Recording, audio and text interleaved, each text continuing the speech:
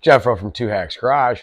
Tell you what, guys, we're back on that math. All that math that you learned in school that you never thought you were going to put to use. Well, we're back at it, guys. In this video, it's kind of a 2-for-1 special. I'm going to show you how to weigh connecting rods for balancing. We're not going to balance them or anything like that. I'm just going to show you the process of weighing them, explain why that's important, and what your options are for next steps. Also, it's going to be a product review. I just got my new Proform Parts connecting rod balancing fixture in. I've been playing around with it. I tell you what, guys, it's a really cool tool. So I do want to do a review on that too. I do have 2 sets of connecting rods. They're both Eagle. One of them's an I-beam, one of them's an H-beam. They're going to be used for that 283 project that I'm calling DZ292 and the 311 small block that's based off a 302 Chevy that's going to be going in my dragster. It's rambling. I need to get to work. Let's show you what we got going on. All right, so here's what we're working with, guys. This is the Proform connecting rod balancing fixture. The scale does not come with it. I bought this separately. Real quick on that, guys, I did replace this scale, this scale with this one. This goes down to the 1/10 of a gram. This one did not. So I want accuracy, and you know what, guys? With accuracy, you need a scale that's more accurate. This is okay. This one's much better. So here's the actual fixture itself. It did not come with any instructions. I know a lot of people like that, but you know what, guys? There's so many online tutorials. And to be honest with you, if you're building an engine, you can figure out how to put all this together. It only took about 5 minutes to put together. In fact, what I'm going to show you here real quick, I'm going to move the scale off. Basically, what you get is this plate, this rod, this fixture tool here that allows it to go up and down. This swivels here, and it's got nice ball bearings here, and it's got nice ball bearings here, and this just hangs in place. And then you have your piece where it's also got ball bearings here, which are nice, that you put your mandrel on, and this goes on your scale. I'm going to show you that here in just a second. But it does come with 2 different mandrel sizes, and you use this for the big end. And the reason why this is important is because there are different rod end sizes. So if you look at this, this is an Eagle SIR rod. It's forged. This is going to go in the DZ292.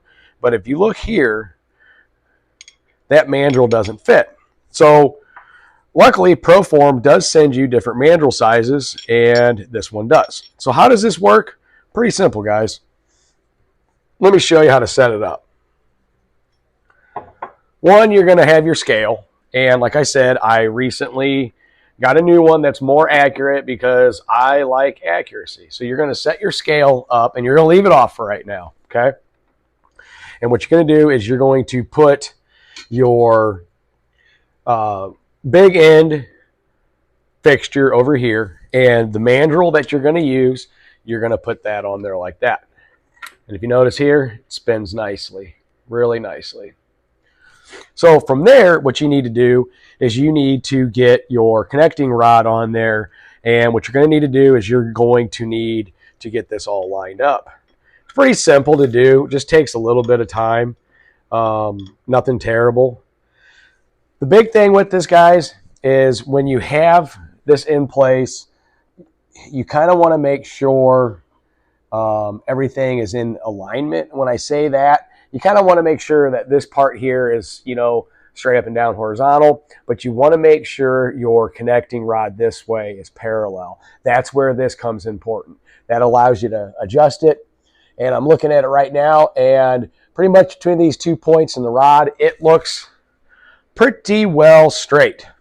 And you also want to make sure, looking from the top, that it's not crooked, that this thing's on there nice. If you need to move things around to get it straight on those ball bearings, kind of move it in place to make sure it's hanging right. Right there, I feel pretty comfortable in order to get an accurate reading. So what I'm going to do is I'm going to take this off, and I'm going to turn this on. The reason why you keep this on there is because you want this to weigh 0 with that on there. And if you ever need to reset it, you just hit your tare 0 button. So right now, and I'm measuring this in grams because that's how a lot of balancing shops go. Right now, it's set up. So the next step, what I'm going to do is I'm going to take my connecting rod, and I'm going to put it on this fixture. kind of give it a tweak, make sure it's lined up on the bearings, make sure it's lined up on the mandrel right. I'm going to let it sit for a second. 433.26 grams, and that's the big end. We have to do the small end too. So if you look here, guys, I do have it numbered, and if you look at my sheet over here, I do also have corresponding numbers. So I had this marked for 2 different sets of rods because I'm going to be doing 2 different sets. I've got the 292 and the 311. You got big end, small end, and overall. So this is rod number 8. I should have started with number 1. Oh, well. So on number 8, big end, what I'm going to do is I'm going to write down that number, 433.26. And then what I'm going to do, guys, is I'm going to actually go through all of these rods on the big end since I have the mandrel set up already. And that just makes a whole lot of things easier. I've already got it set up. I can go through all of my rods over here and get the big end weighed, get my measurements written down, and then I will show you how to set it up for the small end, and then we can calculate our overall. With that, guys, tell you what, let's get through these rods on the big end.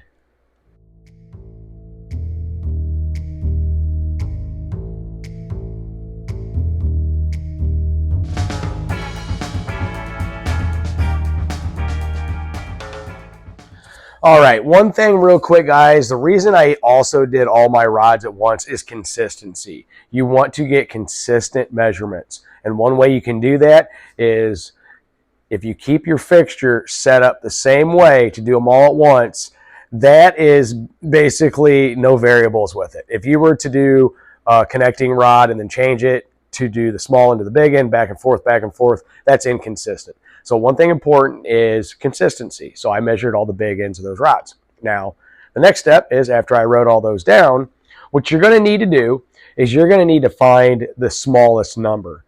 So I'm looking here, and the smallest number I see is number 4. So I'm going to write that number down in my low column, 433.22. And then I'm going to look for the highest number. The highest number I see on here, 434.81. The reason why that's important, and I'm going to consult with the balancing shop, and I'm going to consult and look online for Eagle's website to see how close these need to be balanced together. The reason that is you want these, I'm not 100% sure. I know with pistons you want them within a half a gram to a gram. I don't know exactly on these rods how close you need these all together. But as you can see here, this one is about 4.6 grams difference. That doesn't sound like a lot, but when this engine starts seeing a lot more RPMs, the higher the RPMs, the more force is calculated with those grams. There's a lot of good online resources to figure out the pressure on that, and that's why you want things balanced so everything's equal. So after you get all of that done, write those numbers down and look at your look at your low, record that, and look at your high. So what we need to do, guys, we need to get on to the next step. All right, so this next step, what I'm going to do is I'm going to measure the small end. And what I want to do is set my connecting rod balancing fixture up to record that small end, and I'll start with number 1. If you see here, guys, and have a wonder why it says 1 in, 1 out, that has to do with the radius on the connecting rods here. If you notice, you got one bigger and you got one smaller. This is just part of my labeling for engine assembly. I'll touch on that in another video. It has to do with the crank fillet. So anyway, let's get back to setting this up. So what I want to do is I want to take this mandrel off here because it's going to get swapped over to here. But I'm going to shut my scale off before I do that. And I'm going to go ahead and slide this on there. It spins nice and freely. And then from there, you want to do the same thing. You want to set your scale up and get everything aligned. So it should be pretty darn close from what I had it on the other side. You want to make sure, this is horizontal, and you want to make sure everything else is parallel in here. And what I'm going to do is just get that as perfect as I can.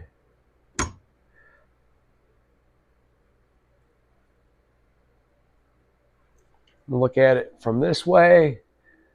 And it's got a little bit of an angle to it, so I might just lower this just a little bit. Like I said, the name of the game on this is consistency. Lock that into place.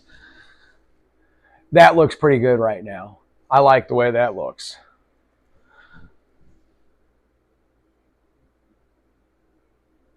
All right, so what I'm going to do is make sure this is set up right the way I like it, and I do like that quite a bit. Then from there, I'm going to turn my scale on, make sure it's zeroed out with that on there.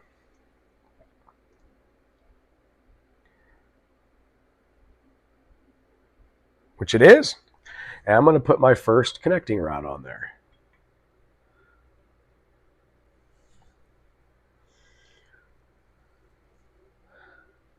Okay, I'm going to write that number down.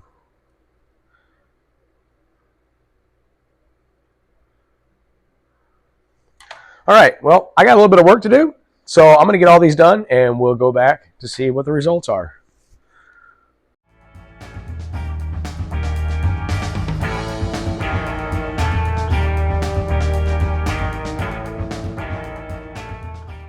All right, well, I got them all weighed, and this part of it is no different than this part of it. You're going to want to find your low, record it, and you're going to want to find your high and record that.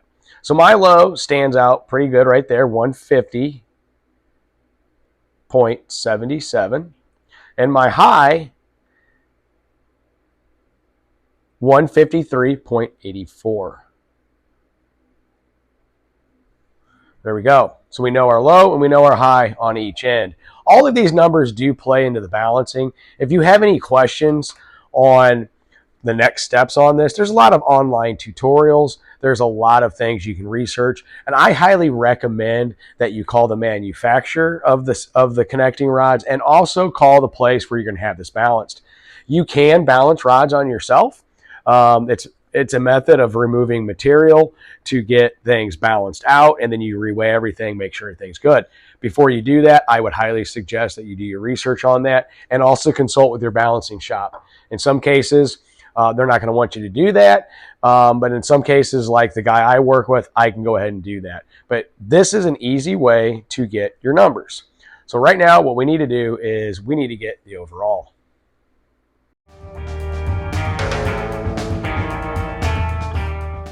All right, so I got all my calculations figured out on that. I went through and showed you how to use this setup, explained how it's set up and all that fun jazz. But what I'm going to do is I'm actually going to show you another way how to weigh connecting rods. Like I said, what we ended up doing there was we weighed all the big ends, weighed all the small ends, and that's going to give you an accurate depiction of what your overall rod weight is also. However, there is another way you can do that. So when you're dealing with split weights and you're going to go to a balancing shop and you do this yourself, there is one more way to do this. Let me show you how to do that. So we're just going to start off with rod number one. You're going to turn your scale on.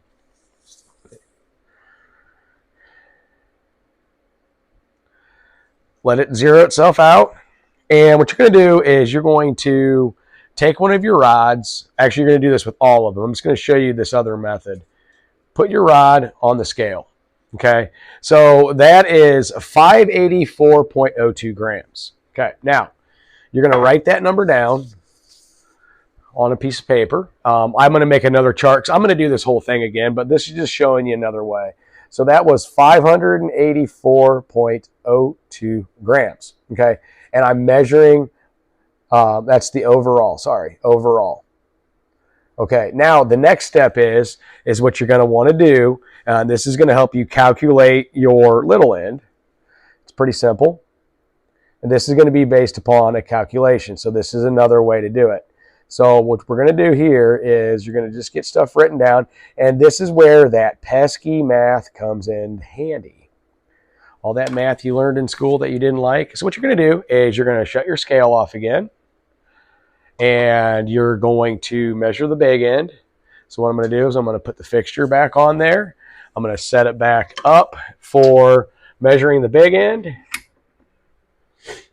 This is where you need to know your math, guys. I know that's some of that pesky stuff we learned in sometimes didn't pay attention to, but all that fun stuff is finally coming in handy. So I'm going to set my scale back up to measure the big end. And like I said, it's off right now. I just want to get this set up nice and neat. That looks actually pretty good. Make sure it's resting nice on there. Everything's square with the world. Give it a little jiggle. Okay, now here's what I'm going to do. Take this rod off. Turn it back on. Let it zero.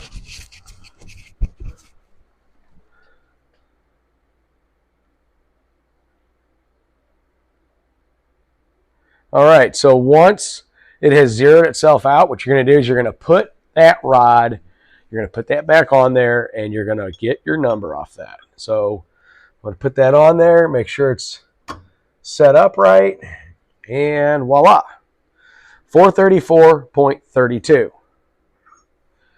I'm going to write that number down.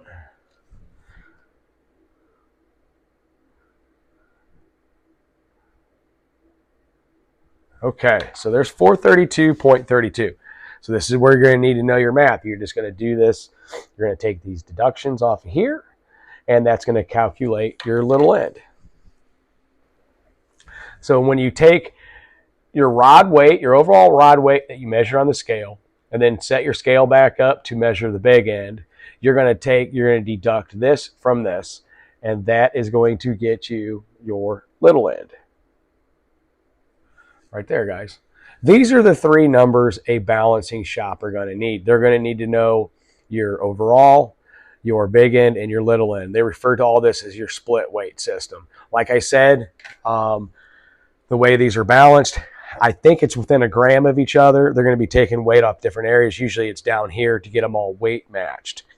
If you feel comfortable with doing that, yes, you can do it yourself with that. It's not that bad. I've done quite a few of them, but you also got to make sure that your pistons are completely balanced too, and I did make a video on that. So that's a second method to calculate split weights on a connecting rod.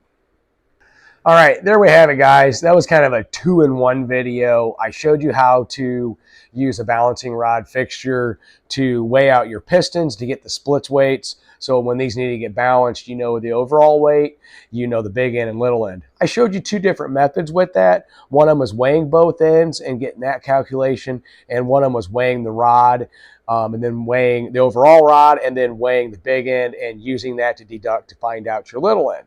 Now, from there, sky's the limit on what you're going to do. Are you going to call the balancing shop, machine shop to have it, all balanced? Are you going to do it yourself? I'm going to leave that up to you. I might do a video on that and show you how that works. But for now, I'm just showing you how to weigh them and get accurate results. So the other part of this video is the product review. How well did the Proform Tools balancing fixture work? In my opinion, especially for what I do, kind of that weekend warrior, DIY mechanic, home engine builder type of guy. Well, I like a quality tool. I like it budget friendly, and I like ease of use. And I'm going to give this an A, or as like I said in the other video, I'm going to give it 5 stars, like Ed McMahon would have said from Star Search. The reason I'm doing that is, while this is not exactly a cheap purchase, in the long run, if you build engines, this will come in handy. Yes, an initial investment's a little high, but we all know that if you're going to purchase something and you want quality, sometimes you do have to pay for that. I looked online at different fixtures. I even looked at making my own, but I decided to go with the Proform Tools one because it had a really good review from other engine builders, and the price was actually pretty reasonable. I'll put a link to Proform's on here, Proform Parts, to show their description of it, and a link to where you can actually purchase one. Ease of use, even though it didn't come with instructions, if you're mechanically inclined, you'll figure out how to put that tool together. And like I said, there's a lot of online resources that are great. How to use it, absolutely perfect. You saw, real quick setup, real simple, real easy to use. And I tell you what, guys, easy use, simple, somewhat budget friendly, even though it's an initial investment that will pay itself off in the future. I really like this tool. I got another set of connecting rods connecting rod's the way, and I probably have a whole bunch more coming down the road where I'm going to be using that. I've always wanted one, and now I finally got one. So for me, it's kind of a win-win, budget friendly, easy to use, and it's a quality part. With that, guys, I hope you learned something. And like I said, if you don't feel comfortable, removing material on these, you know what, consult your machine shop. And before you move forward with anything on that, consult with them too. If you're going to do this yourself, make sure that you weigh every rod consistently and make sure you weigh every rod. That's also important. You just don't want to weigh one and give them those numbers. You want to give the machine shop every single number you can and make sure it's accurate. So yeah, you can use this tool to get desirable, accurate results on a budget, easy to use. And I tell you what, guys, the scale does matter. And that scale right there, I like quite a bit. 2X Garage really likes this. And until the next one, we'll see you soon.